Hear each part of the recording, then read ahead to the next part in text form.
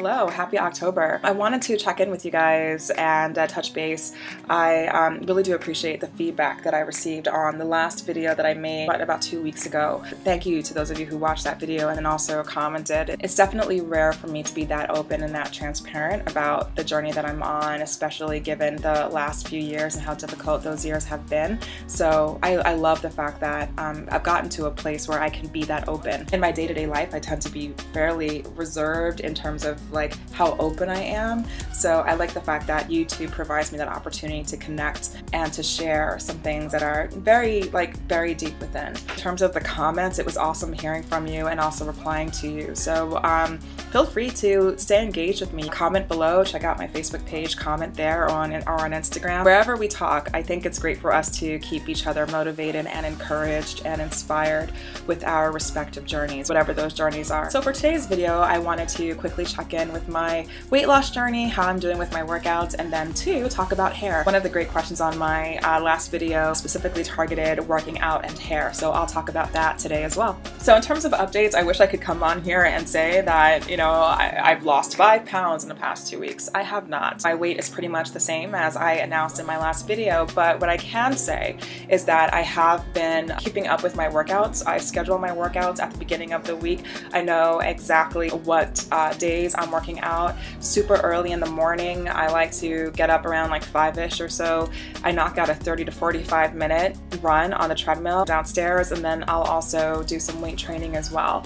I work out from home. That keeps it easy from like a time perspective. I don't have to get into my car and go anywhere. And also diet, that's been interesting. I've been intentionally not purchasing like, you know, a whole bunch of junk food. I'm very self-aware of what I'm consuming, both food and drink wise, when I am like at work and also in my free time, especially post work when I tend to get into like the fatty food mood. So I'm a work in progress. It's a day-by-day thing, but the more self-aware, you know, intentional I am about my behavior in terms of my workouts and my consumption, the better I feel, and the more I know I am working in the right direction. I'm moving in the right direction. So I'll continue to keep you guys posted with my weight loss journey. Overall, it's just a matter of keeping on and staying on the journey and continuing to challenge myself with my workouts and being mindful about what I'm consuming every day. The second topic that I wanted to talk about is hair. So for today, I wanted to address Rachel Bryant's comment. Welcome back. Can you also do videos on how you maintain your relaxed hair while working out? It's a great question. And I'll be honest with you, I'm 5 months deep into a relaxer stretch, so it can be pretty difficult sometimes when I am like really deep into the relaxer stretch and I have to, you know, deal with 2 different textures at that point. A lot of the roots and then also the relaxed hair, and how to not manipulate that hair so much and be so obsessed with a certain hairstyle where, you know, I'm dealing with breakage and blah blah blah. Overall, whether or not you're working out, just being patient with your hair as it grows out when you're going deep and deeper into a relaxer stretch. It can be even more difficult though when you're working out because you have to deal with the sweat buildup and so forth in your hair. The one thing that I recommend out of all of the tips, products that I'll talk about today, is keeping up with your washes and conditioners for your hair. The last thing you want is to completely back off of a regular wash schedule, and that sweat buildup like negatively impacts the health of your scalp. And if the health of your scalp is impacted, that impacts hair growth. So you just want to make sure that you're keeping your scalp healthy and clean. So it's a matter of finding that balance, making sure that you're washing on a regular basis, but also keeping your hair moisturized, also keeping up with protein treatments. I really like the Apogee protein treatment. I do that. I try to do that like every 6 weeks. When you're fresh out of a relaxer and you're working out, you have so much like flexibility. It's like you just swing your hair back into a ponytail and you just do what you do. You take down a ponytail, your hair falls back into place. You don't think about it. But as your roots are growing out, it can be particularly challenging. When I was going to a gym, like not working out from home but going to a gym, I would be very mindful about putting on like thick elastic like headbands and putting my hair back and up into a bun or a ponytail. I work out from home though, so that helps. I'm not as mindful about what I look like when I'm working out, so that gives me some creativity or flexibility with my hair.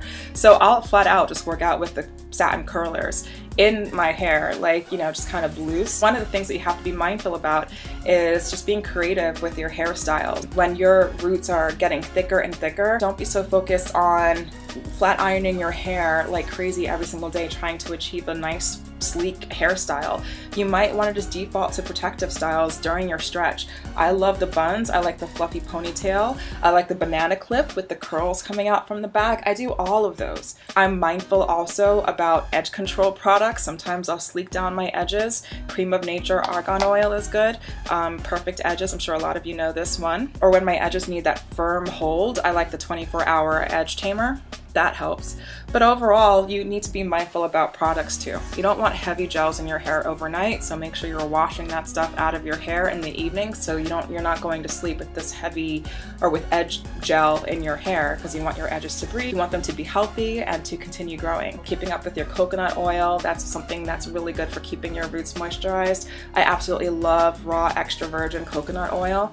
That's really great for keeping your roots moisturized as well as the relaxed ends of your hair. Leave-in conditioners. I absolutely love Shea Moisture Jamaican Black Castor Oil, Strengthen, Grow, and Restore Leave-In Conditioner. This stuff is really good. I absolutely love this leave-in.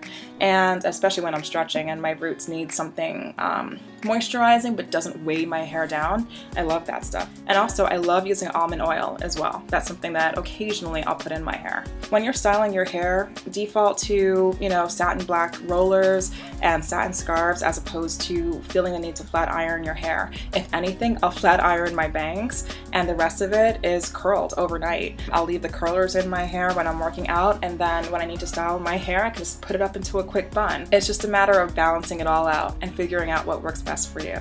But definitely let me know though if you have any follow-up questions. I'm more than happy to answer and do a deep dive into anything that I've discussed today. Other than that, I want to keep this video on the short side, so I'll stop here. But I hope to hear from you, and I will see you in the next video. Bye.